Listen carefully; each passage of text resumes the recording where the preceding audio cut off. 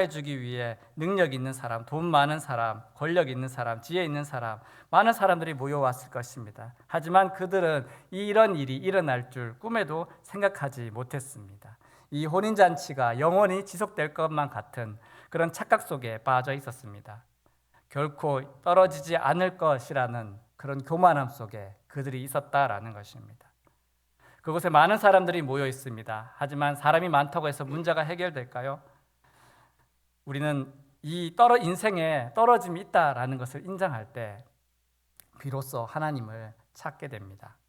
하나님을 의지하게 됩니다. 하나님께 기도하게 됩니다. 그래서 지혜로운 자는 이 땅에 한계가 있음을 알기 때문에 땅의 것을 의지하지 않습니다. 떨어질 수밖에 없는 것들을 바라보지 않습니다. 본문 3절 말씀입니다. 다시 한번 읽겠습니다. 시작. 포도주가 떨어진지라 예수의 어머니가 예수에게 이르되 저들에게 포도주가 없다 하니. 아멘. 예수의 어머니 마리아가 그 결혼식장에서 일어난 문제에 대해, 떨어진 것에 대해 예수님께 이야기합니다. 부탁하고 있습니다. 마리아가 예수님께 부탁했다라는 것은 우리 인생에는 한계가 있지만 예수님께는 한계가 없다라는 것을 인정하는 것입니다. 그렇습니다. 예수님이 계시다면 우리 인생에 떨어지는 것이 있다고 해도 그것은 불행이 아니라 오히려 축복이 되는 것입니다. 왜 그것이 축복이 됩니까? 영원할 것으로 착각하고 있던 우리들이 비로소 예수님을 바라볼 수 있기 때문입니다. 사도 바울은 이렇게 권면하였습니다. 고린도서 4장 18절 말씀. 우리가 주목하는 것은 보이는 것이 아니요 보이지 않는 것이니 보이는 것은 잠깐이요 보이지 않는 것은 영원함이라. 아멘. 사도 바울의 눈에는 보이는 세상, 평안, 안식을 위해 살아가지 않았습니다. 그는 사방으로 우겨싸임을 당하고 살 소망까지 끊어지는 그 치열한 상황 속에서도 끝까지 복음을 전파하며 순교 자리로 나아갈 수 있었던 그 이유, 그것은 바로 보이지 않는 영원한 것을 바라보고 있었기 때문입니다. 십자가에 돌아가신 예수님을 주님이 우리에게 주시는 그 영생을 바라보았기 때문입니다. 여러분, 떨어짐은 축복입니다. 주님을 바라보게 만들기 때문입니다.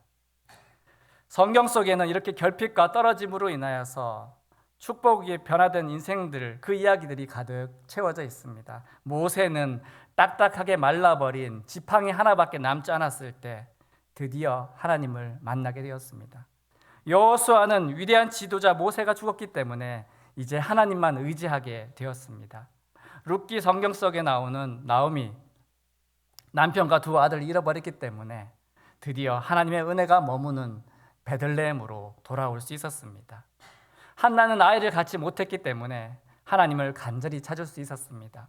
사르밧 과부는 가루 한 움큼, 기름 한 방울밖에 남지 않았기 때문에 자신의 모든 것을 엘리야에게 바칠 수 있었고 그것을 통해 일평생 하나님의 공급하심을 받게 되었습니다.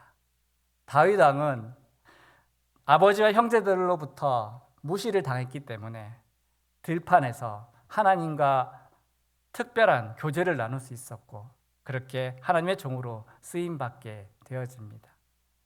여러분, 이렇게 성경 속에는 온갖 결핍과 부족 때문에, 그러나 그 떨어짐이 저주가 아니라 바로 하나님을 만나는 축복으로 변화된 이야기들로 가득 채워져 있습니다. 사랑하는 천빛 성도 여러분 또한 여러분 역시 지금까지 살아오시면서 동일한 고백들을 하실 수 있을 줄 믿습니다.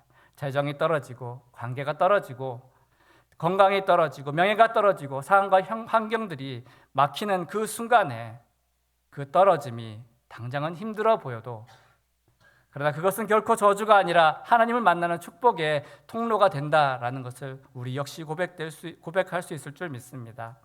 여러분, 우리 참빛교회를 볼 때 어떤 생각이십니까? 교회에는 크게 두 가지 부류의 사람이 있습니다. 작은 것에 감사하는 사람과 작은 것 때문에 불평하는 사람들이 있습니다. 우리 교회 부족한 것이 보인다면, 떨어진 것이 있다면 여러분 그것에 대해서 불평뿐만이 아니라 하나님을 바라보실 수 있기 바랍니다. 주님을 더 깊이 경험하게 되는 축복의 기회가 되어질 것입니다. 우리 교회 이것도 없고 저것도 없고, 아닙니다. 아직 주님께서 우리에게 베풀어 주실 복이 많다라는 것을 역으로 생각해 보시기 바랍니다. 또 내가 여기에 있다라는 것, 하나님이 내가 할 일이 보이게 해주셨다라는 것, 내가 아직 쓸모가 있는 사람이구나 라고 나를 불러주셨다라는 것을 믿음으로 고백하실 수 있기를 축복합니다. 한번 따라해 보겠습니다. 화면을 보시며 따라하겠습니다. 떨어짐이 축복입니다. 결핍으로 인해 하나님을 더욱 의지합니다. 채우시고 회복시키는 하나님을 바라봅니다. 아멘, 아멘. 두 번째입니다. 어떻게 하면 참 주인 예수님을 만날 수 있을까요? 두 번째 한번 같이 읽겠습니다. 시작. 예수님을 손님이 아닌 주인으로 고백해야 합니다. 아멘. 인간에게 떨어지는 것이 있다는 사실을 받아들일 때 비로소 예수님을 바라볼 수 있다라고 말씀드렸습니다. 예수님의 어머니 마리아 역시 그 잔치집에 가장 중요한 포도주가 떨어지는 그것을 통해서 예수님께 이제 부탁을 드리고 있습니다. 그래서 예수님이 이렇게 그녀의 요구에 이렇게 답하셨죠. 7절과 8절 말씀 같이 읽겠습니다. 시작. 예수께서 그들에게 이르시되 항아리에 물을 채우라 하신즉 아기까지 채우니 이제는 떠서 연회장에게 갖다 주라 하심에 갖다 주었더니 아멘. 드디어 예수님은 잔치집 손님이 아니라 주인으로서 명령을 내리시는 주인으로 이제 움직이고 계십니다. 이것이 바로 물이 포도주로 변화된 가나 혼인잔치 기적의 시작입니다. 손님으로 오신 예수님이 이제 주인이 되신 것입니다. 우리의 인생도 이와 같은 기적이 일어나기를 원하십니까? 그렇다면 여러분, 오늘 이 말씀이 분명하게 보여주고 있는 것처럼 예수님을 손님이 아니라 주인으로 우리가 모셔야 할 것입니다. 내 인생으로 주인으로 고백하면서 인정하며 우리 그렇게 살아가야 하겠습니다. 잔치집 한 구석에 그냥 앉아서 밥 한 그릇 얻어먹고 가는 손님이 아니라 그저 그런 손님의 한 명이 아니라 내 명령에 따라서 지시를 받는 하인이 아니라 내게 명령하여 주시는 분, 나는 그분의 명령을 받는 사람, 나는 주님의 명령에 순종하는 사람, 바로 우리가 주의 종임을, 예수님이 주인이시고 우리가 바로 당신의 종이라는 것을 우리의 입으로 온전히 고백해야 하는 것입니다. 누가 주인입니까? 누가 주인입니까? 성경 속에는 이 싸움으로 채워져 있습니다. 창세기 1장 1절 태초에 하나님이 천지를 창조하시니라. 온 우주를 창조하신 분은 누구십니까? 바로 우리 하나님이십니다. 저와 여러분을 만드신 분, 저와 여러분의 주인은 바로 하나님입니다. 이 주님을 주인으로 모시고 있을 때 이 아름다운 관계가 지켜지는 것입니다. 하나님과 아무런 거리낌 없이 교제하며 친밀한 그 시간을 보내었습니다. 그러나 한 장만 넘겨도 3장에서부터 사탄이 인간을 유혹합니다. 그 유혹이 무엇이었습니까? 너도 하나님처럼 될 수 있다. 너의 주인은 하나님이 아니라 네 자신이다. 너도 하나님처럼 될 수 있다라고 사탄이 유혹한 것입니다. 이 치명적 유혹 앞에 인간은 결국 넘어졌습니다. 자기 자신이 인생의 주인이 되어 살아가는 죄된 존재로 변질되고 말았습니다.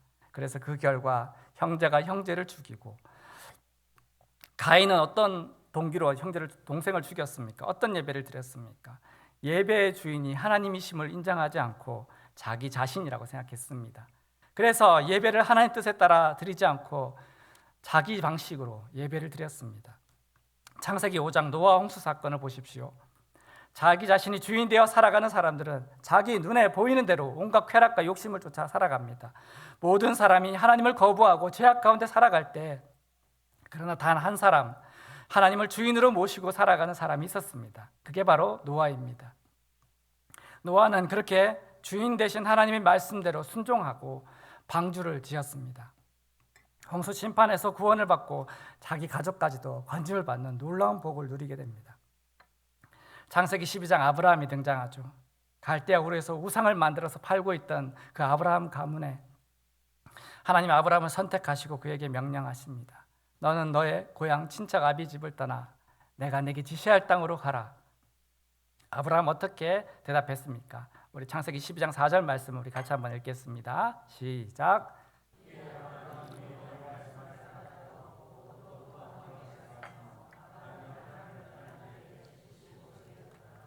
아멘.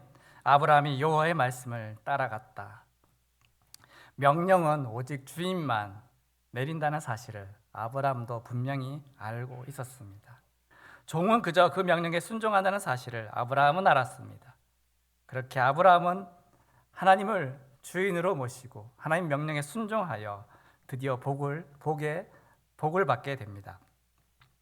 여러분, 이처럼 성경 전체를 관통하는 아주 중요한 원리, 누가 주인인가? 우리는 누구의 명령을 따르고 있는가라는 것입니다. 사랑하는 참빛 성도 여러분, 여러분 인생의 주인은 누구입니까? 여러분에게 명령을 내리는 사람은 누구입니까? 혹시 우리가 우리 자신에게 명령을 내리고 있지는 않습니까? 우리는 다시 우리의 위치를 기억해야 하겠습니다. 오직 주인만 명령을 내릴 수 있습니다. 손님이나 종의 위치에 있던 예수님을 이제는 분명히 우리의 주인으로 모실 수 있기를 축복합니다. 그렇게 그분의 명령에 순종함으로써 물이 포도주로 변화된 것처럼 우리 또한 주인 되신 주님의 놀라운 손길로 변화될 수 있기를 축복합니다. 세 번째입니다. 어떻게 하면 참 주인이신 예수님을 만날 수 있을까? 함께 읽겠습니다. 시작. 포도주가 아닌 예수님을 주목해야 합니다. 인간은 하나님을 주인으로 모시고 그분의 명령에 순종하며 살아가도록 지음받았습니다. 하지만 아담의 범죄 이후로 내가 나의 주인이 되어 살아갈 때 그렇게 내 스스로 나의 떨어짐을 해결하려 듭니다. 인생의 주인 되신 예수님께 순종하기보다는 주님께 도리어 명령을 내리려고 듭니다. 우리 인생의 떨어짐, 그것 때문에 예수님을 바라보지 않고 어찌어찌 문제가 지나가고 어려움이 해결되었을 때 우리는 문제를 해결해 주신 주님께 주목하기보다는 없다가 다시 나타난 포도주를 주목하게 됩니다. 9절과 10절 말씀입니다. 같이 읽겠습니다. 시작. 연회정은 물로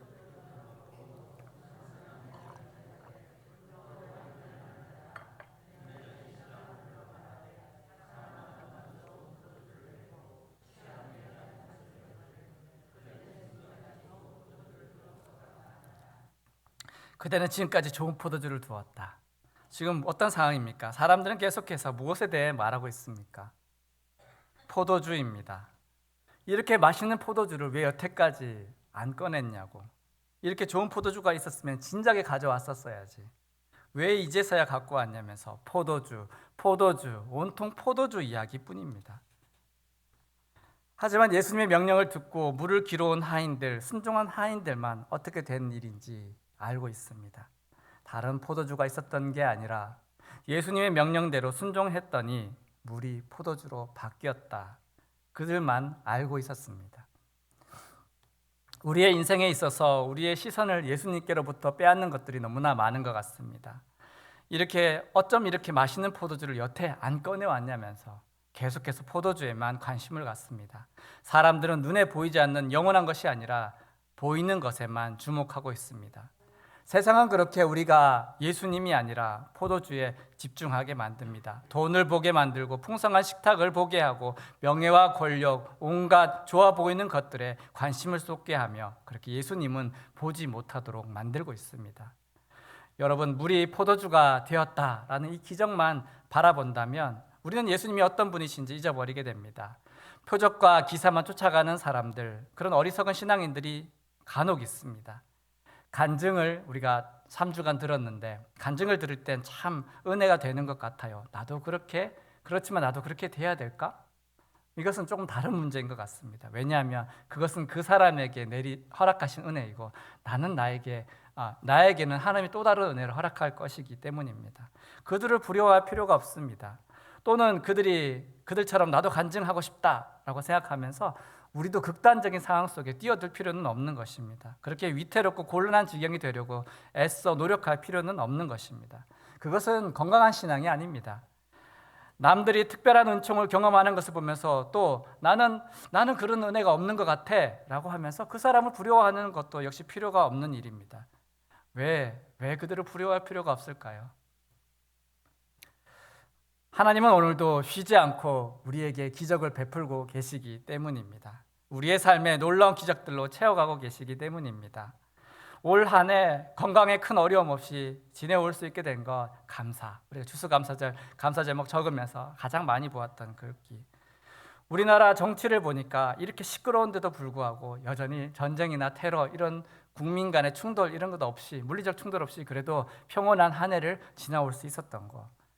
여러분의 자녀들이 아침에 나갔다가 무사히 저녁에 귀가할 수 있는 것, 내 재산이 도둑맞거나 빼앗기지 않고 하나님 지켜주고 계신 것도, 두 손이 있어서 마음껏 일하고 성탄트리도 꾸밀 수 있는 것, 입이 있어서 옆 사람과 이런저런 이야기할 수 있는 것, 다리가 그래도 아직은 힘이 있어서 내 발로 걸어서 교회에 올 수 있는 것, 이것도 기적 아닐까요?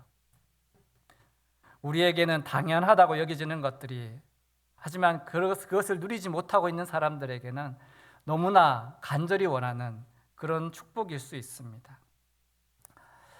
몸이 건강해도 집에 큰 일이 있으면, 큰 어려움이 있으면 그 마음의 고통이 너무 강하게 사로잡히게 되면 근심과 걱정 가운데서 예배에 나오지 못하는 경우들도 있습니다. 아무리 몸이 건강해도 우리의 마음이 성전으로 나아올 수가 없는 것입니다. 우리가 살아가는 것 자체가 기적입니다. 우리가 누리고 있는 것, 모든 것들이 하나님의 특별한 선물이며 은총입니다. 여러분, 물이 포도주로 바뀌는 기이한 현상이 없다고 해서 주님이 우리를 사랑하시지 않는 것일까요? 전혀 그렇지 않습니다. 우리가 만약 그런 표적, 기적만을 바라면서 살아간다면 그것은 결코 주님께서 우리에게 원하시는 모습이 아닐 것입니다. 그런 것을 쫓아가는 사람들은 결코 건강하고 균형 잡힌 신앙으로 살아가지 못합니다. 참으로 성도가 예수님을 만나는 방법은 붉은 포도주를 기대하는 것이 아니라 물을 포도주로 바꾸어 주시는 예수님께 주목하는 것입니다. 요한복음 4장을 보면 사마리아 여자가 나오죠. 예수님 그녀에게 일부러 찾아가셔서 대화하십니다. 자세히 살펴보면 그 본문 속에 그녀가 예수님을 부르는 그 호칭이 바뀌고 있는 것을 보게 됩니다. 처음에는 유대인이었습니다. 유대인 남자가 왜 나한테, 유대인이었는데 조금 지나니까 주님이라고, 조금 존칭을 쓰고 있습니다. 그런데 좀 더 지나니까 선지자라고 예수님을 부르고요. 그리고 제일 끝에 보면 예수님을 그리스도로 그녀가 고백하고 있는 것을 보게 됩니다. 그녀에게는 이제 어디에서 예배 드려야 하는지 따위는 중요한 문제가 아니었습니다. 주님이 여기 계시는데, 주님이 바로 여기 계시는데, 바로 내 앞에 계시는데 장소, 그런 게 무슨 소용이 있을까? 그녀에게 이런 변화는 어떻게 가능하게 되었을까요? 예수님이 먼저 그녀에게 찾아가셨기 때문입니다. 여러분이 이 자리에 있다는 것, 주의 이름을 부를 수 있다는 것이, 이것이 바로 우리에게 허락하신 가장 큰 기적인 것입니다. 그녀는 자기 자신이 아니라 나에게 말씀해 주시는 예수님을 바라보았고, 이제 자신의 모든 수치와 허물, 그 부끄러운 것들을 예수님께 솔직히 다 드러내면서 오직 주님만을 바라보며 주님만 따라가게 되었습니다. 여러분, 신자가 되어가는 과정도, 신자의 성숙의 과정도 역시 마찬가지라고 생각합니다. 아무것도 모르는 우리의 인생 가운데 예수님이 짠 하고 나타나셨습니다. 내가 찾아간 것 아니고요, 예수님이 먼저 나타내 보여주셨습니다. 우리의 인생 속으로 주님이 먼저 찾아오셨습니다. 그리고 우리가 주목하고 있는 것, 눈에 보이는 것들, 눈에 보려는 것들을 걷어내시고 그것들은 반드시 떨어지는 때가 있다라는 것을 알게 해주십니다. 그리고 이제는 내가 주인이 아니라 예수님만 나의 주인이시라고 고백하면서 이제 주님의 명령을 받는 그런 존재로 변화받게 되는 것입니다. 그렇게 우리는 조금씩 예수님으로 물들어 가고 있습니다. 화면 우리 다시 한번 보면서 읽어볼까요? 시작. 물이 그 주인을 만나니 얼굴이 붉어지더라. 아멘. 예수로 물들어가는 우리 모두가 되었으면 좋겠습니다. 말씀을 정리하겠습니다. 아무리 결혼식을 잘 준비해도 떨어지는 때가 있습니다. 우리 인생 가운데 떨어짐에 없을 수가 없습니다. 하지만 그것은 우리를 향한 하나님의 저주나 시험이 아니며, 그것은 우리를 위한 더 놀라운 축복으로 우리를 부르시는, 우리에게 허락하시는 놀라운 기회가 됨을 기억하시기 바랍니다. 그 떨어짐 때문에 우리가 주님을 바라볼 수 있기 때문입니다. 이 사실을 인정할 때 우리는 이제 보이는 것이 아니라 보이지 않는 영원한 것, 예수님을 바라볼 수 있게 되는 것입니다. 예수님을 주목하여 볼 때 우리는 교만하지 않고 잘못된 길로 빠지지 않고 오직 주님 기뻐하실 그것을 기대하면서 주님 명령에 순종하며 살아가게 되는 것입니다. 이 은혜가 여기 모인 우리 모두에게 있기를 소원합니다. 예수로 물들게 하소서, 예수로 물들게 하소서. 우리 참빛교회가 참으로 거룩하신 주님 앞에 진정으로 주님 앞에 섬을 통하여서 나의 부끄럽고 부족한 것들도 주 앞에 솔직히 내어놓고 오직 주님만 믿고 그렇게 걸어갈 수 있기를, 거룩한 인생으로 변화될 수 있기를 주님의 이름으로 축원드립니다.